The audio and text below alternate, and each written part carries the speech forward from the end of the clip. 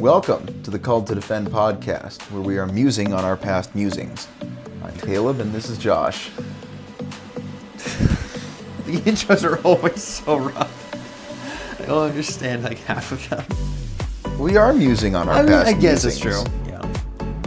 Yeah. We put a post out saying if you want to do a, if you have any questions, we'll take them. We didn't get any this time that pertain to this topic. We got a couple, but they didn't really focus on what we're doing for here. But we'll keep doing these for all of our other series. They'll be cool. But we also mentioned this be like a kind of time to just kind of reflect on all the things together. Which Revelation kind of did that a little bit. Yeah. But now just kind of tying all the pieces together. Now that we've finished that part and seeing all those things. And maybe like doing a little brief thing about application. Because for me, at least, when I was thinking about this, it tied into a conversation I had with, at the time of recording this, the previous night, I had our class, and that was our third part. For you guys, it's part 4. For me, it was part 3 of the Chaos Monster series, and we spent time tracing the repetitious theme of the Genesis 3 narrative, where you have an Eve figure, you have the tree, you have a serpent figure, and sometimes you have a sacred space, or you're outside the sacred space. But you at least have those 3 figures, and it's always on repeat.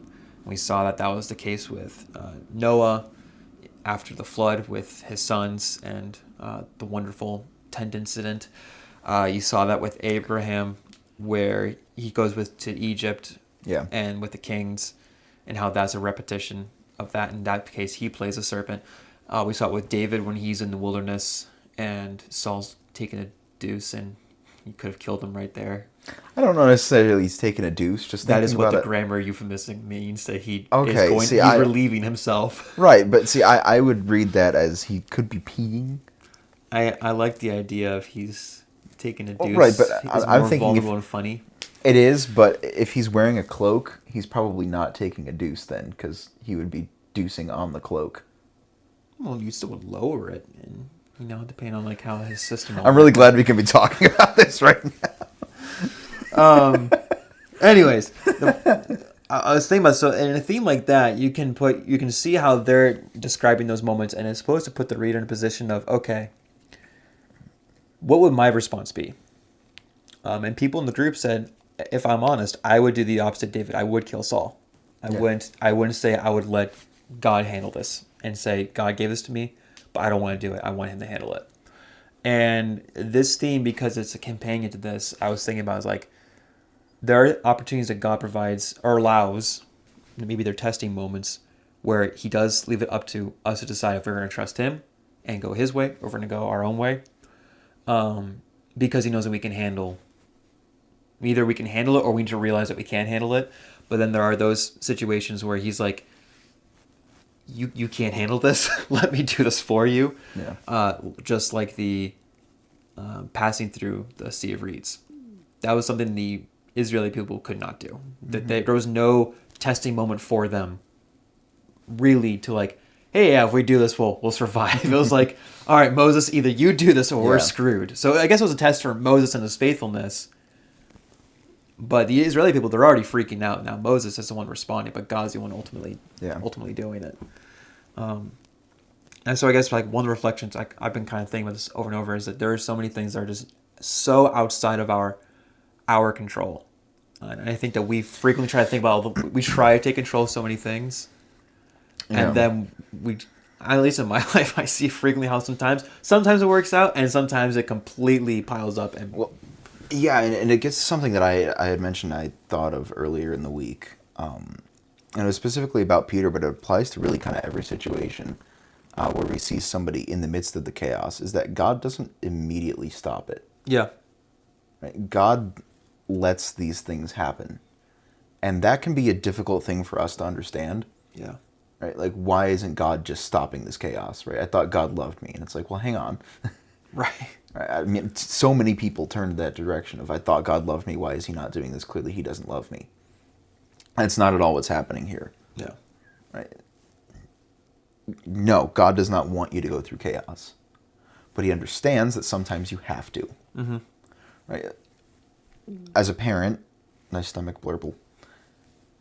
As a parent, sometimes I have to let my child get hurt. Right. Right. I think I've told the example before where I let her go under the crib to get a ball, and then she bonked her head after I had told her not to crawl under there. And she bonked her head, and she looked at me, and she felt the back of her head, and I said, "That's why we listen to Daddy." And she looked at me, and she kind of nodded and went back to playing. You know, she had to get hurt in that moment, and then she realized, okay, Yeah. he does on occasion know what he's talking about. Yeah. Very rare occasion, but I think God has those moments with us where we are in the midst of the chaos and we are wondering where he is.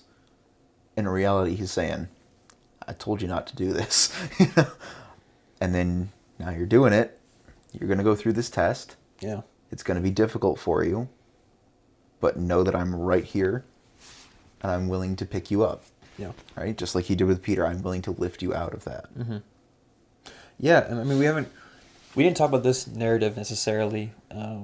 We're going to when we do our next series after Joy, which is the Genesis 2 and 3 narrative, where I think a lot of people get really upset about the idea that Eve, they complain that Adam and Eve didn't know why is God punishing them. Like, that they had no... It's like, well, okay, first off, Eve is described as discerning everything about the tree. Yeah. Not only that, but God is already teaching them wisdom beforehand by telling them, do not do this. And it's not him threatening them. The grammar points more to like it's a warning of like, if you do this, you will be doomed to die because you have taken apart from me. You have gone apart from me. Yeah. We can go more into that when we get to that part of the series. But the test for them was ultimately, am I going to trust my own senses or am I going to trust God? Am I going to walk by faith or by sight? Right. Whereas Proverbs point out, the way it seems right to man, when what was her thing? It seemed delightful. Like it had this good thing. And for Peter, I mean, for him, it wasn't delight, but it was like he took his eyes off the Lord in his fear. Right. And so it was like this mixture of, there's that peaceful moments, sometimes the chaotic moments, but our eyes can easily just wander away and we trust our own senses rather than his. Mm-hmm. When God gave us domain over everything, but he did not say domain over the sea. He did not say that. Yeah. Even if it wasn't like this like thematic device, we can't really control the sea to begin with. Yeah. But it's that interesting thing of like,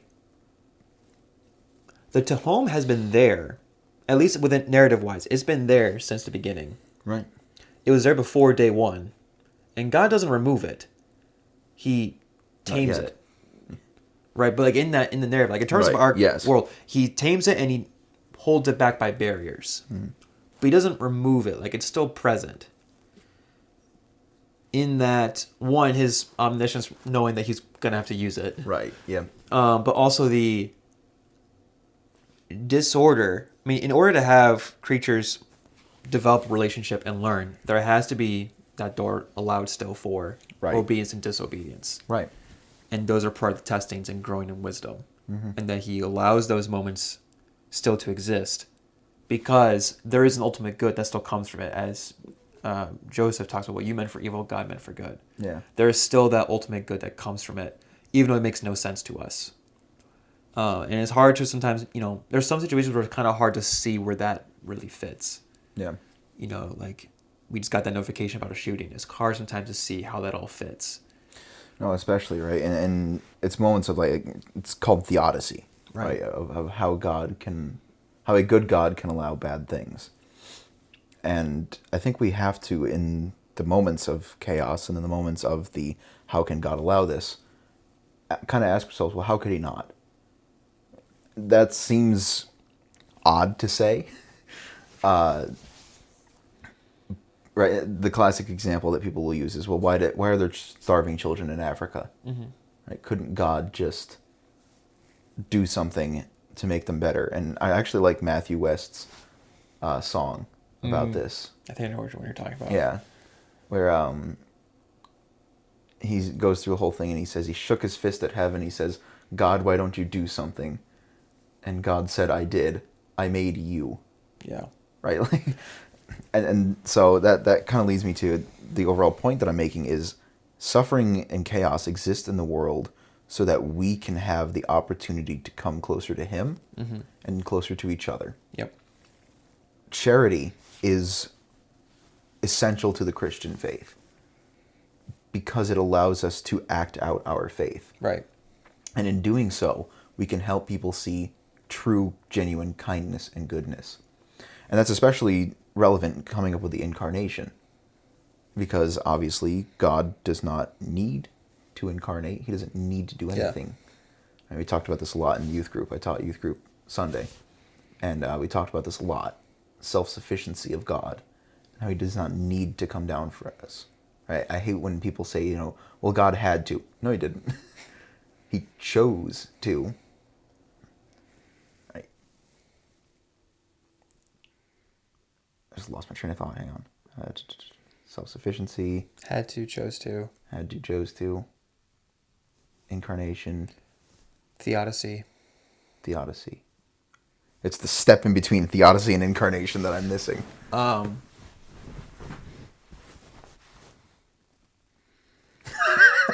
Why does God allow... Well, that's theodicy. I know, but I was trying to roll it back in. Why does God allow things? And you were saying, how could He not? How could He not? Thank you. I hate when people say, like, God had to, because He didn't have to do anything, right? He's completely self-sufficient. But the very fact that God, in perfect charity, would incarnate for us, so that, and He would go through all the bad things that we do, right? Hebrews 4 says that He was tested in every way that we were. Same with Hebrews 2, actually. It says that He is tested in every way that we were, yet was without sin. Right? Jesus went through all of the struggles. He went through being hungry. He went through being abandoned, alone, rejected, and ultimately killed. Right. Obviously. All right? All of the things that a human being can experience. Now, provided you only experience the latter once, but He went through all of that suffering, all of that chaos in an act of charity. And because of that act of charity, we can truly and fully know God. Yeah. That is something that we do not appreciate enough as Christians. No, yeah. There's a book I've referenced a few times. I think recording-wise, I've referenced it twice, but in general, I've referenced it numerous times. Theodicy of Love. I don't know much about the specific author, but the work itself, the entire point is that, okay, let's look at theodicy in regards of love and the fact that there are other spiritual forces besides just us and God. Yeah. And there are other characters within the narrative still. And there's a whole argument. It's an interesting book to read. But one of the things he pointed out was that very thing. It's like, there are times where God allows things because there is a greater opportunity of the flourishing of love. Right. Especially for us as Christians. And as you were saying with the Matthew West song, like, I was thinking this when I was driving last night, looking at all the clear roads, I was thinking, dang, a few hours ago, it was like absolutely a mess. But we have the technology and the tools from natural sources as well as some unnatural, to provide like salt or plows and all the things to put away the stuff. And it's like, it's not like God like shorthanded us in resources. We are just terrible at that resource management generally. It's like there's food. Sure, there might be a food shortage in an essence, but like, if as Christians, our desire should be to go out and tend to those who do not have those resources. Right, and we're not saying that every single Christian has to go to Africa. No, of course. Right, but I just want to throw that caveat in there. But it's the idea that it's not like God allows chaos to still exist, but it's not like He has not equipped us to deal with it. Right. First off, the ultimate thing He's given us is the fact that we have this divine connection to Him, like the image of God. There is, especially as Christians, the familial relation. We have that relationship with Him. He has not shorthanded us in that. Yeah. That He ultimately provides all those things. But also, He didn't like just create and was like, I'm going to keep this back from you guys a little bit. Like, I'm not going to provide enough food. Like He he's omniscient. He knows like how many people are going to be on this earth. He's provided enough food, and with like all the advancements, like we have access. Exactly. And the commandment, what's the first commandment he gives man? Be fruitful and multiply. Exactly. Right. It's our decision. It's up to us to do the thing. Yeah. If we do not do the thing, we cannot get upset at God for us not doing the thing. Right. Right. That is something that a lot of people overlook. Is the self-induced chaos. Yeah. Right. There are times in my life where I have, effectively shook my fist at heaven and said, God, why is this happening? I don't get it. I don't get it. And then, like, 2 months later, I'll look back and go, oh, that happened because I did that. Yeah. Huh. And God's just sitting there going, uh-huh. You feel stupid now, don't you? Little bit. Little bit. Yeah. But those are good. Those are good moments to have because it shows growth. Yeah. And B, it's good to recognize that, okay, some of this I do to myself. Right. Right. Sometimes, yes, we have a Job moment and it's not anything that we do. It's just something that God allows. And the reason that God allows it may not be known to us at that time. Right. Right. Job ultimately ends up flourishing. Right. Flourishing beyond belief. Right. Now, it doesn't mean that, the losses that he had don't still hurt. Exactly. But it means that there was a greater purpose to it. Right? Yeah. Go Romans 8:18 is a great example. For all things work together for the good of God. I thought I didn't know if you were actually going to say it. Yeah, no, okay. I wasn't sure if you were like expecting me to say it, so I thought you were going to say it. We kind of had the moment of, is he going to say it? Does he want me to say it? No, yeah. I think it's interesting that we kind of run into, I think, the narrative from beginning to end with weird pictures of like how God should have done this, and therefore we read the text as that's how it is. Yeah. We read the text as God did not allow there to be chaos or allow disorder to still exist, or the opportunity for disorder to exist. Yeah. And we kind of go with like, well, everything was perfect. I was like, what do you mean by perfect? First off, Right. there's a lot of ways you can go with that. But disorder, the domains of disorder still existed. And you see that there is a figure who, in his deception of human beings, gives into disorder, and is in that moment you have this dual rebellion between human and spiritual being, which was a self-induced thing that they chose to do. They brought destruction upon themselves. But God allows those moments, both the ones beyond our control and the ones within our control, for those testing moments of ultimately, are you going to trust in me and to equip you and to make you wiser? It's like you said with your daughter. It's I warned you and I love you and I'm providing you the way out. If you choose to do this way, I'm not going to stop you because you will learn. I think it's James where he talks about how the testing it's not for his benefits, it's for ours. Like he already knows how we're going to respond James to the 1. tests. Yeah. He already knows how we're going to respond to the tests, but it's for our benefit. And there's times where like I was even reflecting on First Peter also talks about it. And I was reflecting on things recently in my life and I was like, I think I was anticipating that maybe God was saying this. And then I realized, wait a minute, no, he's actually testing me about this and how my response is. And now he's saying, if you want to keep going this way, this is how it's going to turn out. Yeah. If you want to turn that around, you need to be going this direction. Yeah. Which is the same thing he does with David. Frequently. Same thing he does with a lot of people, I know, but I'm thinking that David never, he was like, if I go here, am I going to die? Yes. If I stay here, am I going to die? Yes. If I go there, now you're good. But yeah, the idea of chaos, that within this first creation, at least God allows the sea to be there. He doesn't remove it, he just contains it. Right. Of which he puts good things in there. True. And he gave us dominion of those good things that are in there. Minus the sea monsters. But Right. Yeah. but then also the fact that there's his knowledge of knowing that it will be a tool that he may have to use or to take his hands off and let it do its own thing. Or that... What's my train of thought now? He allows it still to exist with those good things in there to show that, one, it can be something that he can turn to good. There's nothing outside of his control. There is the fact that is a thing that he might have to use for judgment or allow to take place as a form of judgment, or it's a humans. I am giving you this task, but know that you can't do it without me. And it's not this arbitrary type of thing. It's him like, in my desire to teach you and to have this relationship with you, this is the way to do it. This is the only way to do it. Any way outside of this is not going to be a true, is not going to be by definition love. The very thing that I have set out to do based on the relationship within the triune Godhead. And then you have that within the new creation. Those who are in the new creation are those who have had that relationship with them, the desire to be in that Eden spot with them, to be in that creation where there is no chaos, because their desire is fully to be with him in that relationship, that their faith is completely in him, in what Christ has done in that relationship. And it's those that they will be freed entirely from the chaos, not even just from the consequences of like sin and stuff, like the presence of chaos is removed. Like there is no threat of chaos anymore. Yeah. And that they are able to be there with him because that is the new creation. Like it is the original ideal, but grander.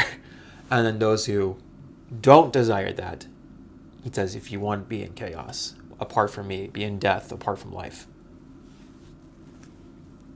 Yeah. I'm not going to force you there, because if you don't desire me now, you're not desiring me to be there when you are here. If you hate worshiping now, you're not going to love worshiping there with all of your brothers and sisters. Like that's not going to work. You don't love me, so I'm not going to force you here, as like you've mentioned numerous times before. Yeah. If you want chaos, I'll give it. Like you'll get it good and hard. Yes. You'll get it, and it's not even just I'm going to give it to you. You'll be consumed by it. It's like kind of like how C.S. Lewis said, like they're locking themselves into it. The doors of hell are locked from the inside. But it's an interesting thing of, reflecting on those moments when things seem out of control. Are we going to stress out or kind of trying to figure out how to do it ourselves? We're going to stop, breathe, and remember the one who is in control. And this could be like the big chaos moments, the little chaos moments, and everything. Where is that resting spot? Are we trusting in him that he's going to part the sea? And I imagine this, especially like we can talk about like all like the stuff here in America. I'm thinking like especially for our brothers and sisters who are being persecuted, like they're facing like chaos on a different level. Yeah. That's not to diminish the chaos here, but very different kind of chaos. Kind of just put things in perspective. Yeah. I would say it's a little bit more of intense, right? We are not as Christians under threat for our lives. I'm not. Yeah. My point is not to say like, hey, you who are struggling with this, get over it. It's me saying like, put things in perspective, recognize that we have brothers and sisters who are going through that intensive chaos where they are basically going through what the Israelites went through. Yeah. What the early Christians went through. And the amount of testimonies I've heard from like different reports or from missionaries are usually them like, this is awful, but my peace is in the Lord. And it's like, man, they can have peace in that. Yeah. We for sure should be able to have peace here in the things that are going on here. We can for sure find that peace. It's not like it's far, because he's near. Right. Yeah. Yeah. Well, and certainly that has happened just in my own life, of moments where it's like I should be freaking out right now. Yeah. Right. Like there are things that have happened in my life. I won't get into it, but there are things that have happened in my life where it's like there is no possible way this turns out well for me. But God's got it. Yeah. And it's like that sense of peace that you can't describe. You can't put a finger on it. Yeah. We went over in Philippians 4. It is not the peace that surpasses understanding, that is different. Yeah. But it is still clear throughout Scripture and very much anecdotally that there is a peace that you just cannot explain. Yeah. And that may not convince a skeptic, but it doesn't have to. Right. Right? And the cross of Christ is foolishness to those who are perishing. Right. But to those who are being saved. Yeah. And it's like to tie into the picture of Christ and what he has done. He put his hand in the chaos for Peter. So he dipped into the chaos. But then when on the cross, he descends into it and rises out. We went through all this stuff that there is chaos on this side of the first creation, but in the new creation, that sea is removed because of the work of Jesus Christ. What the Son has done in his incarnate form, that he descended and came out. And I think that that's just a piece that is... We talk about his death, but I feel like we I don't know. Sometimes I feel like as Christians, at least in our circles, we kind of like just kind of jump through that and immediately go straight to the resurrection, which is an important detail, as Paul says. Yeah, of course. Extremely important detail. But what that death means, we immediately just go, yeah, it's just wrath. And it's like, it's so much. There's so much more than it's just wrath is taken. I mean, there's a whole lot more going on, and I think that I think in our desire to be able to make the gospel understandable, which it's understandable regardless, but I think in our desire to feel like we're trying not to overcomplicate the gospel, we make the gospel very shallow. And there's all these narratives that tie together and shows like this is the full picture of what Jesus has done. And this is just one piece of what he's done. That he has, yes, he's taken sin upon himself and all those kinds of things, like we've talked about in passages, but he's also descending into death. The very thing that we're supposed to be going to, he descends into it to pull us out of it, which is one layer among so many that plays into the kingdom narrative of this is the polar opposite of what every other kingdom is doing. They're going over and conquering through violence and things. Yeah. He conquers by surrendering his own life. Right. And then he rises up and death is like, oh, shoot. We're screwed. Yeah. You and me, Hades, as Revelation personifies, we're screwed. Yeah. And the devil's like, crap. I messed up. I messed up big. But it's that hope in Christ that there will be no more sea. Right. That there is that ultimate peace. That there still will be chaos now on the side of the creation. But there is a new creation coming in the kingdom where that presence of chaos is gone. And it's just his glory, which is really cool. I don't know, it's really cool, and I have no idea how to picture that. The Bible's not really going to explain that for us. I have tried many, many times, and it's just not something that I think is feasible for the human mind to really capture. And I think God obviously knows that because he doesn't really get into that in the text. He's just like... The closest you get is Ezekiel and Revelation. And even then, it's just mere human descriptions of what they can understand. They can't really, of what they can't even perceive. Yeah. But yeah. I mean, there's so much more that can be said, but I think that's a good place to... I think it's a good place. Next week, we'll be doing I think 3 or 4 part journey on joy, beginning with Luke. Seems appropriate given the holiday coming up. We will bring you glad tidings of great joy. Yeah. And then I'll announce this now. After Luke, we'll be beginning another geographical spot, and that will be the mountains, that kind of spawned from our conversation about Jesus walking on water. Mm-hmm. And so that'll be our next journey, and that'll be fun. As the Lord wills it. Yeah, as the Lord wills it. Fun.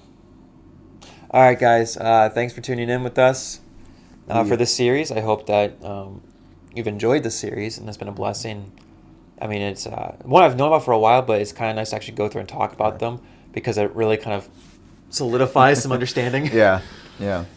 And opens the eyes even now to like newer thoughts and application. You know, the whole idea, like you can know something, but when you stop and talk or teach on it, there's just something different about your understanding that kind of happens. And so I hope that was kind of your kind of experience, and you get to talk about these other people as well. And you can do so in the comments section below. I was about to get there. Do your thing. Which, while you're down there, you can finally join us in the land of the ordered, in the land of the chaos-free, by subscribing to the channel and dropping a like. It really helps us out, and it certainly gets you out of the abyss. Sure. With that said, thanks for tuning in, guys. We'll see you next time, Lord willing.